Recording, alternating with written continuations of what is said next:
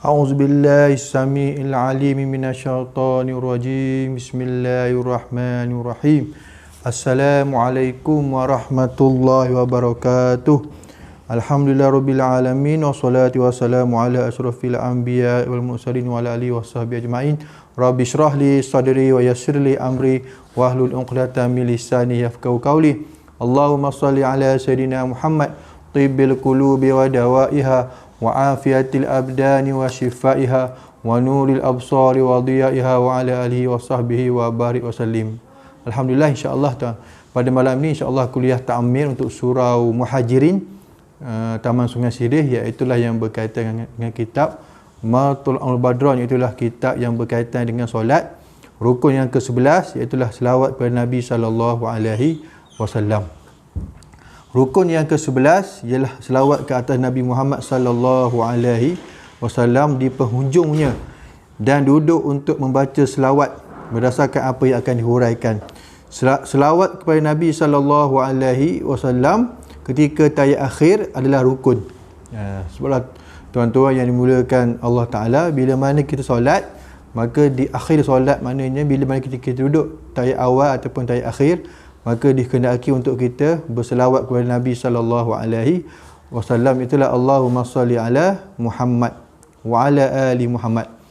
Kerana apa kita kena selawat kepada Nabi Muhammad sallallahu alaihi wasallam? Kerana dalam kitab bahawasanya ditulis Rasulullah sallallahu alaihi wasallam telah menyampaikan wahyu ataupun syariat yang diterimanya daripada Allah dengan bersungguh-sungguh kepada kita semua, sehinggalah kita dapat mengecapi hidup yang selamat dan hidup yang bahagia, sejahtera, hasil daripada apa yang dibawa oleh Nabi sallallahu alaihi wasallam, hasil mengikuti ajaran syariat tersebut dalam menyampaikan syariat dan membimbing manusia mengamalkannya. Rasul-Rasul dan Nabi sallallahu alaihi wasallam telah berdepan dengan berbagai-bagai ujian dan cabaran. Berbagai bentuk halangan, sama ada bentuk rohani atau jasmani, telah ditempuhi oleh baginda dalam usaha menyampaikan ajaran syariat. Namun semuanya ditempuhi dengan keazaman yang kuat, semata-mata hanya untuk memastikan syariat diamalkan oleh manusia. Matlamat Rasul hanyalah bagi menyelamatkan manusia daripada bencana hidup di dunia dan kehinaan di akhirat kelak. Sebab itulah tuan-tuan, jasa baginda memang tidak terhingga dalam menyelamatkan manusia. Oleh itu adalah menjadi keutamaan kepada kita untuk mendoakan keselamatan, untuk mendoakan kesejahteraan bagi baginda. Doa ini kita paparkan dalam selawat yang kita baca di perakhiran doa tahiyat. Bila mana kita duduk tahiyat, kita akan berselawat kepada Nabi sallallahu alaihi wasallam, dan selawat kepada Nabi sallallahu alaihi wasallam ketika tayat akhir adalah rukun. Sebab itulah bila mana kita duduk, kita akan berselawat Allahumma salli ala Muhammad wa ala ali Muhammad kama sallaita ala Ibrahim. Allahumma salli ala Muhammad, ya Allah berikanlah kesejahteraan kepada Nabi Muhammad sallallahu alaihi wasallam, wa ala ali Muhammad, dan keluarga Nabi Muhammad, kama sallaita ala Ibrahim, sebagaimana engkau telah berikan kesejahteraan kepada Nabi Ibrahim, wa ala ali Ibrahim, dan keluarga Nabi Ibrahim, wa barik ala Muhammad, dan berkatilah ke atas Nabi Muhammad sallallahu alaihi wasallam, wa ala ali Muhammad, dan keluarga Nabi Muhammad, kama barakta ala Ibrahim, sebagaimana engkau telah berkati Nabi Ibrahim, wa ala ali Ibrahim, dan keluarga Nabi Ibrahim, fil alami innaka hamidum majid, di alam ini sesungguhnya engkau maha terpuji lagi maha mulia. Bila mana kita duduk tahiyat, kita akan baca, kita akan berselawat, iaitulah menyebut nama Nabi Muhammad sallallahu alaihi wasallam dan juga Nabi Ibrahim alaihi salam. Jadi kedua-dua nabi ini Allah Taala rakamkan kerana mereka ini adalah di antara nabi ulul azmi. Apabila kita selesai memuji Allah, memohon diberikan petunjuk ke jalan yang lurus, memohon diberikan kemudahan hidup di dunia, memohon agar diampunkan segala dosa, memohon keselamatan hidup di dunia dan di akhirat, maka solat yang kita tunaikan akan berakhir dengan salam. Namun diriwayatkan daripada Rasulullah sallallahu alaihi wasallam, bahawa sebelum salam baginda akan membaca induk istighfar, itulah minta ampun daripada Allah Ta'ala daripada segala dosa, sama ada yang dilakukan di masa lalu atau di masa yang akan datang, sama ada dibuat secara sembunyi-sembunyi ataupun yang dilakukan ataupun yang dilakukan secara terang-terangan. Malah apa sahaja dosa yang Allah lebih mengetahuinya daripada kita. Maka Nabi SAW, tuan-tuan, sebelum diberi salam, maka Nabi akan membaca iaitulah istighfar. Allahumma ghfirli ma qaddamtu wa ma akhartu wa ma asrartu wa ma a'lantu wa ma antal a'lamu bihi minni antal muqaddimu wa antal muakhiru la ilaha illa anta. Maka Nabi akan memohon keampunan. Allahumma ghfirli, ya Allah ampunkanlah ya Allah dosa-dosaku ya Allah. Ma qaddamtu, yang aku lakukan masa lalu atau dosa yang aku lakukan kemudian. Wa ma a'lantu, dan dosa yang aku lakukan dan dosa yang aku lakukan cara terang-terangan, dan dosa yang aku lakukan cara sembunyi-sembunyi. Wa ma asrartu wa ma anta a'lamu bihi, dan dosa yang engkau lebih tahu daripada aku. Engkau Tuhan yang dahulu dan engkau lah Tuhan yang kemudian. Wa anta muakhiru la ilaha illa anta, tidak ada Tuhan melainkan engkau ya Allah.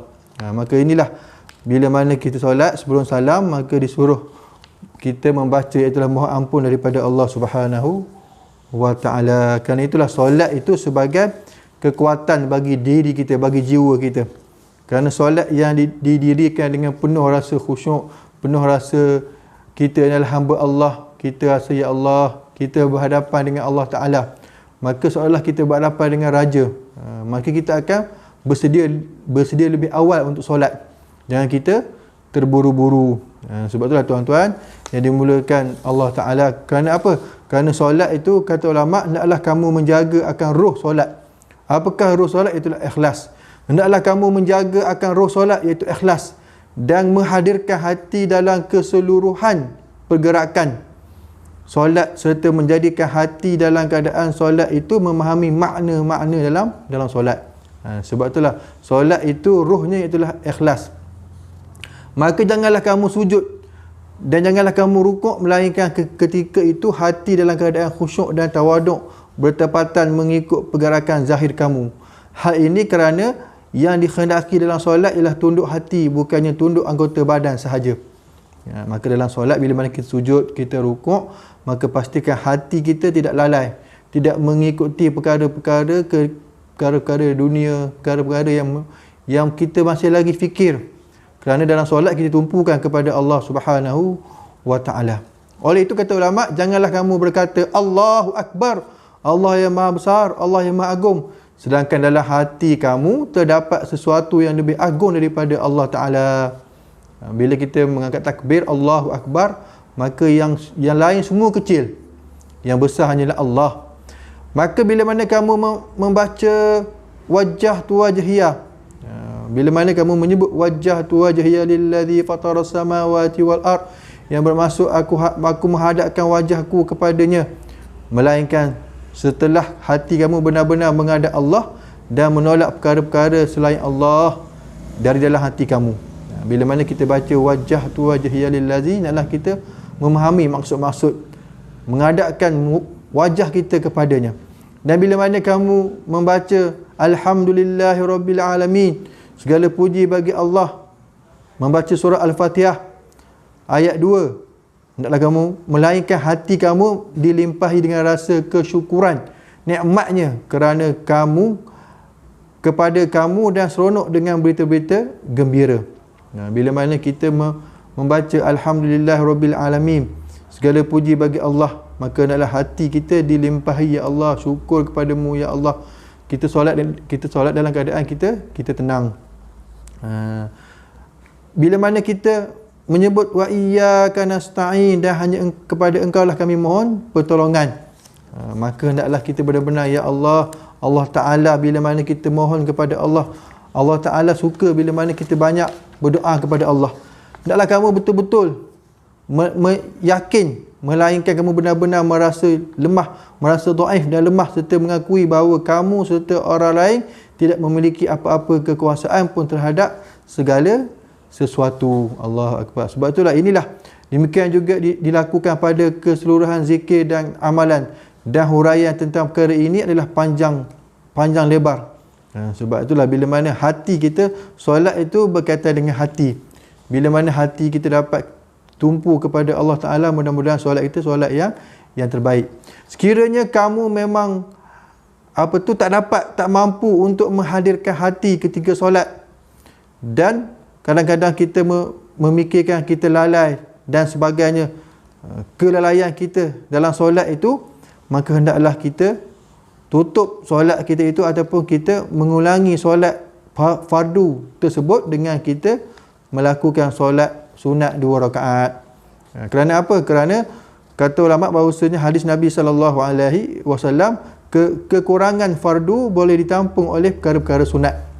Bila mana dalam solat fardu kita lalai ataupun kita alpa, kita berfikir kepada perkara-perkara dunia, maka kata ulama bahawasanya solat sunat selepas itu 2 rakaat boleh menampung perkara-perkara fardu. Oleh itu hendaklah kamu menunaikan solat sunat 2 rakaat dengan menghadirkan hati dalamnya bagi menampung kadar 2 rakaat solat yang kamu lalai tadi.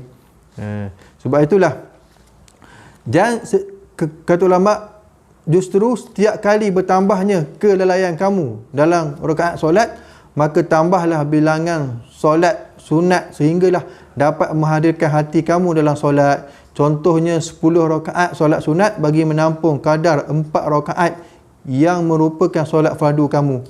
Antara rahmat Allah Ta'ala ke atas kamu ialah menerima daripada kamu tampungan solat fardu dengan solat sunat. Maka inilah asas-asas dalam penjagaan solat. Sebab itulah tuan-tuan yang dimulakan Allah Ta'ala, solat itu hendaklah kita perhatikan betul-betul, sehinggalah ulama-ulama dia menyuruh bila mana kita lalai dalam solat, maka hendaklah kita tampung dengan kita solat sunat 2 rakaat.